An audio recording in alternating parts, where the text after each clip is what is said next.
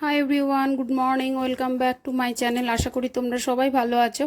আর এখন সকালবেলায় আমি কাজ শুরু করে দিয়েছি, কারণ প্রথমেই সকালে আমাদের মেয়েদের তো এটা করতেই হয়। প্রথমেই আমাদেরকে কিচেনে আসতে হয়, আর কিচেনে এসেই না ওই আগের দিনের বাসনগুলো যেগুলো ধোয়া থাকে সেগুলোকে ক্লিন করে ঠিক ঠিক জায়গায় রাখা, মানে বিশেষ করে আমার ওই কিচেনের যে টপটা, সেটা আমার মনে হয় যে যতক্ষণ না ক্লিন থাকবে ততক্ষণ বিরক্ত লাগে।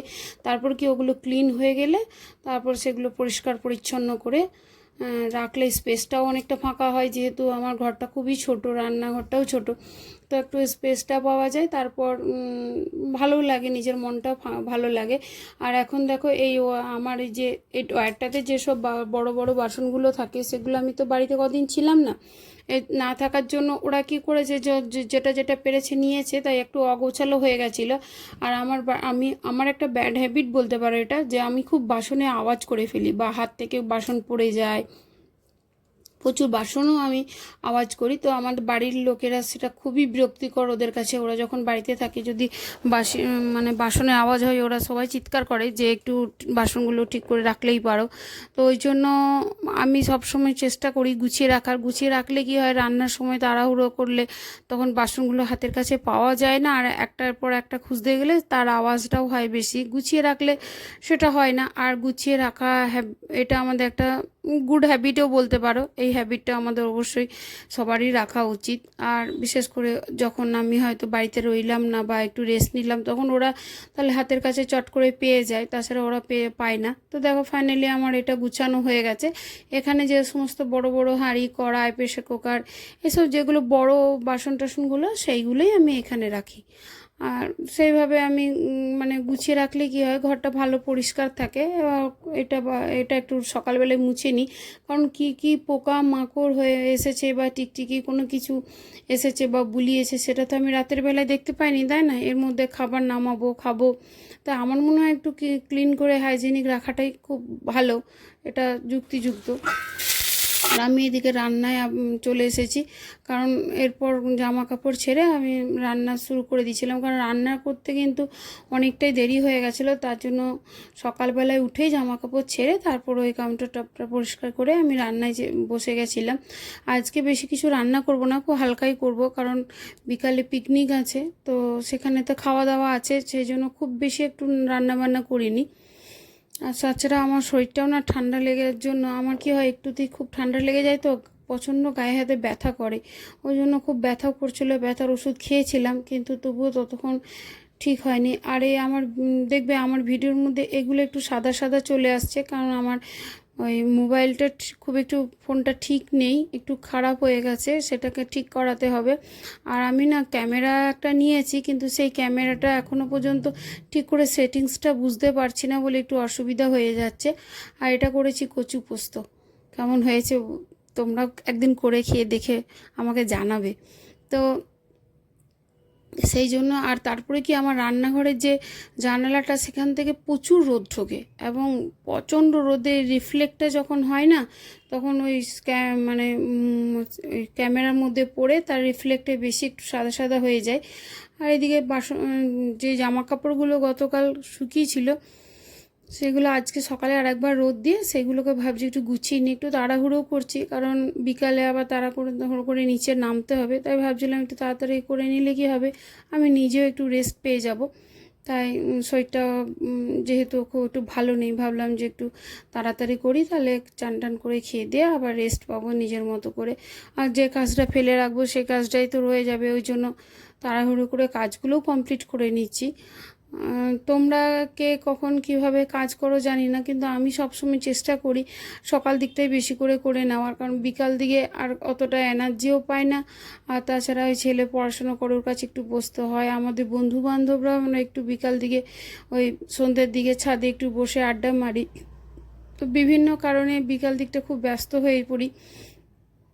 এই কাজগুলো যদি একটু গুছিয়ে নেওয়া যায় না, তাহলে খুব ভালো হয়, তাহলে সেটা আমার পক্ষে খুব সুবিধা হয়ে যায়। আমার বাবার বাড়িতে দেখেছি ওরা বিকেলেও সমানে কাজ করে যায়, আসলে ওদের মা আছে, ভাইয়ের বউ আছে, তারপরে একটা কাজের মাসিও আছে, এই বিভিন্ন কারণে ওদের অনেকটা সুবিধা হয়ে যায়। আর তাছাড়া ওদের সংসারটা অনেক বড়, তো ওদের এক বেলায় ওদের সম্ভব হয় না। তাই আমি ভাবি সকাল দিকটা গুছিয়ে অনেকটা রেখে দিই, সন্ধ্যাবেলায় একটু টুকটাক কমই রাখি। আর এই কদিন ছিলাম না বলে এগুলো জিনিসগুলো ঠিকভাবে মোছা টোছা হয়নি, তো ভাবলাম যে এগুলো একটু ভালো করে মুছে টুছে ক্লিন করে নিই।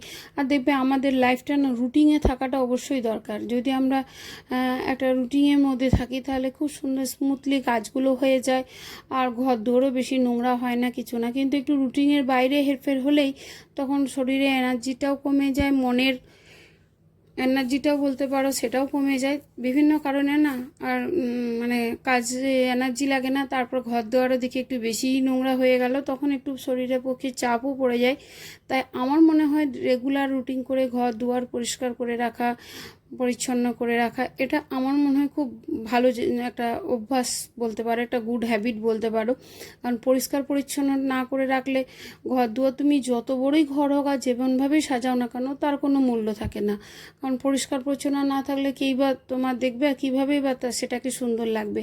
তাই ঘর ছোট হোক বা যেমনই যারই হোক, সেটা যদি পরিষ্কারভাবে রাখা যায় তো সত্যি সুন্দর লাগে। আমার এক পরিচিত দিদি ছিল, তো তার মানে এতটাই কষ্ট ছিল ওই দিদিটার, আমি দেখেছিলাম, মানে আমরা যেখানে থাকতাম তার আশেপাশে থাকতো, তো সেই দিদির ঘরটা মানে এতই ছোট, বেচারার কিছুই নেই, কিন্তু ওর ঘরের ওর যে সাজানো গুছানো পরিষ্কার পরিচ্ছন্নতার জন্য মনে হতো যেন ওইটাই স্বর্গ। আমার তো খুব ভালো লাগতো, আমি রোজ বলতাম, ও দিদি তুমি কত সুন্দর করে ঘর গুছিয়ে রেখেছো, তাই না? ও হাসতো, বলতো আমার কি আছে রে যে আমার ঘরটা তোরা ভালো বললিস।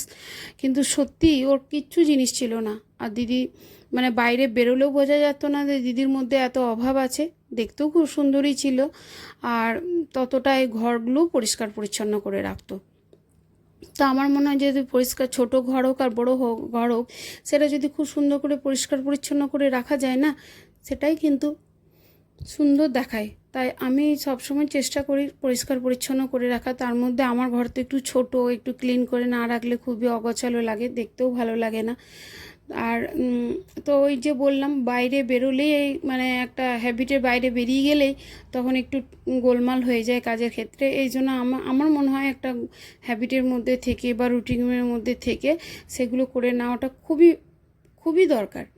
আমি ছোট থেকেই বলতে পারো আমি খুব এইসব ব্যাপারে খুব খুঁতখুঁতে, ঘর দুয়ার ক্লিন করা পরিষ্কার করা মানে সেভাবে করতাম না, কিন্তু যখনই হয়তো এসে কলেজ থেকে দেখছি যে এখানটা আগোছালো, সেটা পরিষ্কার করে নিতাম। মা বলতো রেখে দে আমি করে নেবো, কিন্তু তাও আমি করে নিতাম।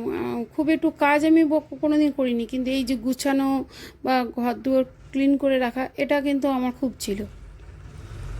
আর বিয়ের পরও আমার শ্বশুরবাড়িতে আবার এই জিনিসটা খুব আছে, ওরা খুব এসে দেখতাম ওরা খুব নিট অ্যান্ড ক্লিন, মানে আমার শ্বশুরবাড়ি সবার বলতে পারো, আমার শাশুড়ি মা, শ্বশুর মশাই, বাড়িতে যত ফ্যামিলি মেম্বার ছিল, আমরা তো তখন জয়েন্ট ফ্যামিলি ছিলাম, তো ওদের মধ্যে নিট অ্যান্ড ক্লিন ব্যাপারটা প্রচুর। আর ওরা রেগুলারটি মেনটেন করতে খুব পছন্দ করে, মানে একটা গুড হ্যাবিটের মধ্যে মানে মেনটেন করে ওরা জীবনটা চালাতে পছন্দ করে। রেগুলার রুটিনের মধ্যে ওদের যাই হয়ে যাক ওদের রুটিন কিন্তু এক ছিল। তো আমি সেটা দেখে হয়তো মাঝে মাঝে বিরক্তও লাগতো যে শরীর যখন চলতো না বা ছেলের বাচ্চা ছিল তো তাকে নিয়ে সামলানো, কিন্তু না ওদের বাড়িতে একদম রুটিন অনুযায়ী কাজ করতে হতো। সেই হ্যাবিটটা কিন্তু আমার মধ্যে আরও কিছুটা চলেও এসেছে। কোনো জিনিস না মানে খুব অসুস্থতাও ফেলে রাখতে পারি না, মনে হয় গুছিয়ে নিয়ে তারপরে রেস্ট নেবো, তাতে হোক না যতটাই মানে অসুস্থ হই না। আজকেই যেমন দেখো না, আমি যখন ভয়েস দিচ্ছিলাম তখন আমি কিন্তু খুবই অসুস্থ ছিলাম, আমি ঠিকভাবে ভয়েস দিতেও পারছিলাম না। কিন্তু ওই যে কাজ ফেলে রাখবো এটা আমার পক্ষে একদম পছন্দ না। যে না, আমি যখন একটা কাজে নেমেছি সেটা আশা করি মানে রেগুলার করে সেটাকে তোমাদের কাছে তুলে ধরাটা আমার এটা ডিউটির মধ্যে পড়ে, তবেই না তোমাদের ভালো লাগবে রোজ দেখতে। তো এই জন্য আমি যতই কষ্ট হোক আমি কিন্তু আজকে ভয়েস দিয়েছি বা তোমাদেরকে ভিডিও আপলোড করেছি, কারণ আমার মনে হয়েছিল যে এটা আমার কিন্তু রুটিনের মধ্যেও পড়ে বা আমার একটা ডিউটির মধ্যেও পড়ে, আমি যেহেতু একটা কাজে নেমেছি। কারণ তুমি যদি একটা অফিসে কাজ করতে যাও সেটাও তো একটা মানে রুটিন, সেখানে তো তোমার অসুস্থতা রোজ দেখালে চলবে না, সেখানে তো তোমাকে ঠিকভাবে কাজ করতে হবে। তাই কাজগুলো করে রাখা ভালো। আর আমাদের এখানটাতে না প্রচুর ডাস্ট, মানে যারাই দুর্গাপুরে থাকে বা দুর্গাপুরে যদি তোমাদের কোনো আত্মীয়স্বজন থেকে থাকে তাদের কাছ থেকে জানতে পারবে যে আমাদের দুর্গাপুরে প্ল্যান্টের এতই ডাস্ট না, যে অনেক সময় শীতকালে এসবে বেলকুনিগুলোতে পা দেওয়া যায় না, এতটাই মানে কালো রঙের একটা ডাস্ট উড়ে আসে সিমেন্টের।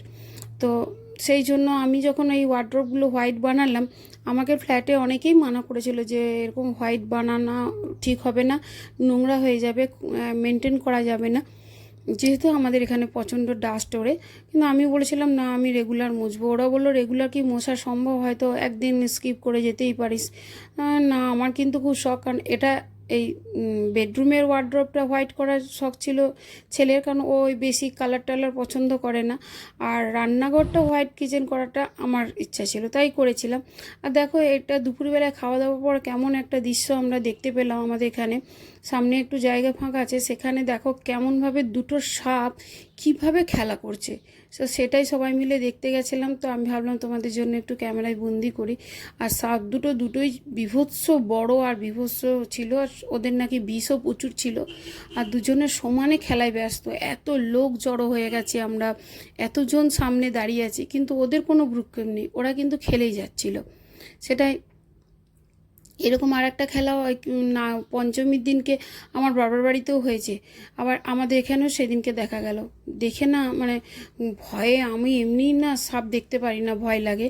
আর এই যে বিকেলবেলায় চলে এসেছি, আমাদের ওই যে আজকে আবার একটা পিকনিক ছিল বিকেলে, যেহেতু ওই সেদিনকে রাখির দিন শুধু স্ন্যাক্স হয়েছিল, খাওয়া দাওয়াটা হয়নি, আজকে ওই জন্য আবার খাওয়া দাওয়া হয়েছে। আমাদের এখানে প্রায়ই পিকনিক লেগে থাকে, আমরা নিজেরাই করি। তো ভিডিওটি যদি তোমাদের ভালো লেগে থাকে অবশ্যই সাবস্ক্রাইব করে দিও, আর যারা করেছো তাদেরকেও ধন্যবাদ।